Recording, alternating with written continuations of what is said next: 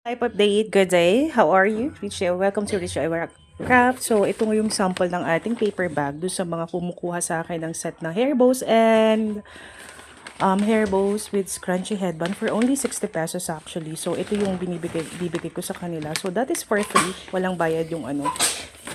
Ang gagawin na lang nila, ako na lang yung maglalagay. So, yun lang, tulong na rin. So, of course, here, magulo talaga, pasensya na kayo. Kaya nga, sabi ng asawa ko, bakit daw ano. Tas here, yun. You can see this one. These are my... Ito yung gagawin natin na sailor bow. These are. So, 2 days ko rin ginawa yan. 2 days. Gabi at araw. Ito naman yung mga pinagawa ko lang sa estudyante ko. Ito yung mga reject kasi masyado siyang malalaki. So may paggagamitan ako nito. Ilalagay ko na lang sa table ko. By the way, ang original nito, nakita ko yung idea na to kay one of my co-teacher sa BCS. So ang ganda. Ang ganda ng table niya. Ang ganda ng mga tela. So thank you sa iyo, madam. And of course, these are the organza.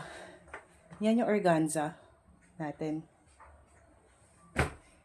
Ito yung mga tapos na. Actually, yan yung totoong kulay niya. Yan. Ito yung maroon.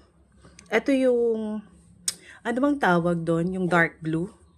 And these are violet. Ito ang ganda ng color nito, Mauve. Yung may pagka violet siya pero iba. Ito naman yung peach.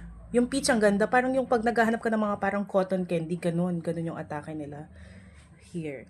Ito yung pagka-green niya. Maganda yung pagka-green niya. Hindi ko lang kasi alam. Ito yung gold. Yung yellow nakatago kasi. So, yun lang. So, yun. Pwede palang gumamit ng ring light. So, yun.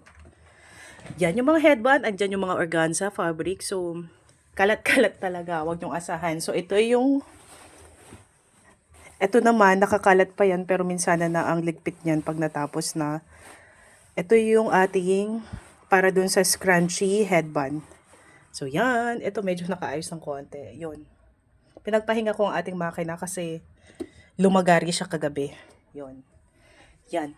Nakakalat yan pero maayos ko yan. So, these are the sample of my scrunchy headband. This is good for kids, actually. Ito.